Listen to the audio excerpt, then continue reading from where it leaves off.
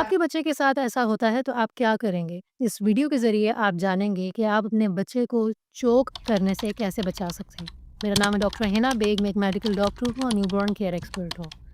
अगर आप new parent हैं और अपने बच्चों के कॉमन हेल्थ इश्यूज़ का सॉल्यूशन रिसर्च बेस्ड चाहते हैं, तो ये चैनल आपके लिए है।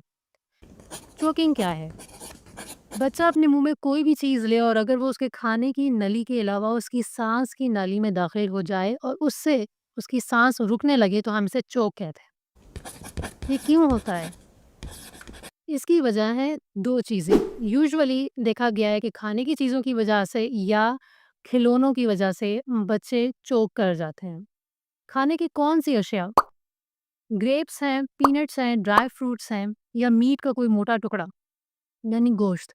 ये यूजुअली बच्चों के हलक में फँस जाता है। टॉयज़ कौन से? बच्चों के जो सेल्स होते हैं, बैटरी सेल्स जो सेल टाइप होते हैं, वो अक्सर बच्चों के हलक में फँसते हैं और इसके अलावा कॉइन्स बच्चे बहुत ज़्यादा मुँह में लेते हैं। बच्चे चोक क्यों कर रहे होते हैं? तो उसके 3 मेन रीज़न्स हैं। नंबर 1, बच्चों के जो सामने के दाँत हैं यानी इंसाइज़र्स, वो सिर्फ़ चीज़ को काटने के लिए यूज़ होते हैं, चबाने के लिए यूज़ नहीं होते। 2.5 साल की उम्र में बच्चों के चबाने वाले दाँत ग्रो होते हैं और उन्हें हम मोलर्स कहते हैं। ये दाँत अभी डेवलप नहीं हुए हुए होते हैं, जिसकी वज़ह से बच्चा बड़ा-सा चंक मुँह में काट लेता है और वो उसे ओवरऑल पूरा स्वॉलो करने की कोशिश करता है। पहला रीज़न तो ये है। सेकंड रीज़न क्या है? सेकंड रीज़न है कि च्यूइंग टेक्नीक यानी चबाने की सलाहियत। बच्चे अभी छोटे होते हैं, च्यूइंग यानी चबाना बच्चों को नहीं आता और ये टेक्नीक एक स्किल है। ये यूजुअली टाइम लेती है और 4 इयर्स तक ये डेवलप होती है। ये भी रीज़न है बच्चों का चोक करने का।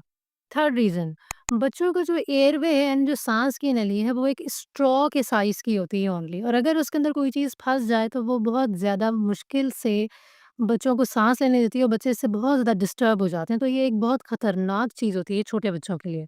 रिसर्च के अकॉर्डिंग चोकिंग का इंसिडेंट 4 साल तक की उम्र के बच्चों में मोस्ट कॉमनली पाया गया है। हम इसको किस तरीके से बचा सकते हैं? अगर आपका बच्चा चोक करता है तो आपने बच्चे को 45 डिग्री एंगल पे लिटाना है और उसकी कमर पे 5 थ्रस्ट देने हैं जैसे कि इस वीडियो में दिखाए जा रहे हैं। थ्रस्ट आपने कहाँ देना है? जो उसके शोल्डर ब्लेड्स हैं, उनके दरमियान में 5 मर्तबा आपने इस तरीके से हाथ की शेप बना के बच्चे को थ्रस्ट देना होता है।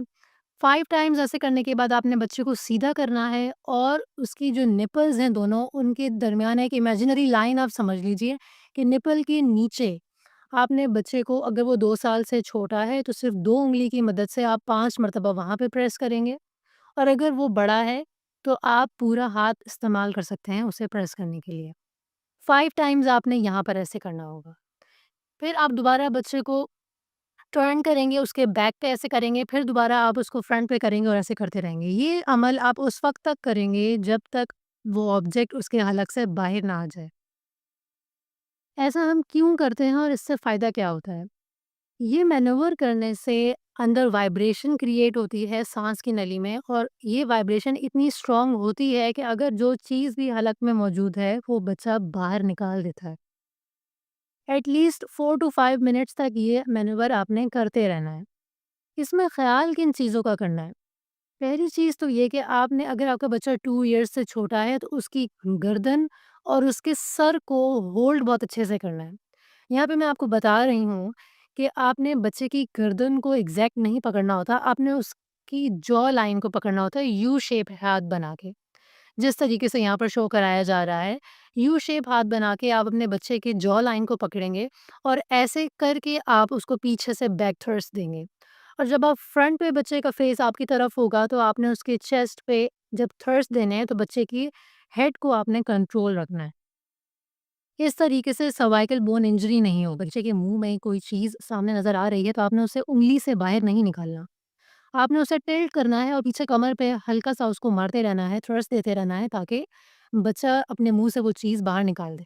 अगर आप मुँह में उँगली उसके डालेंगे तो ऐसे करने से मज़ीद दोबारा चीज़ अंदर जा सकती है, तो ये रिस्की है।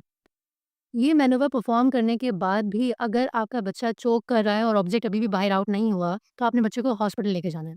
हॉस्पिटल में बच्चे का एक्स-रे किया जाएगा और उस फ़ॉरेन ऑब्जेक्ट को विजुअलाइज़ किया जाएगा कि वो इस वक़्त कहाँ पर मौजूद है और कैमरे की मदद से ब्रोंकोस्कोपी की जाएगी और कैमरे की मदद से वो ऑब्जेक्ट बाहर निकाला जाएगा।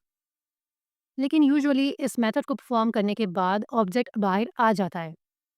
की इसमें ये है कि आपने पैनिक नहीं होना, यूजुअली बच्चे पैनिक हो जाते हैं जब वो चोक करते हैं। उम्मीद करती हूँ आपको ये वीडियो बहुत पसंद आई होगी और आपको इससे बहुत फ़ायदा पहुँचेगा। इंशाल्लाह मिलती हूँ मैं अपनी नेक्स्ट वीडियो में।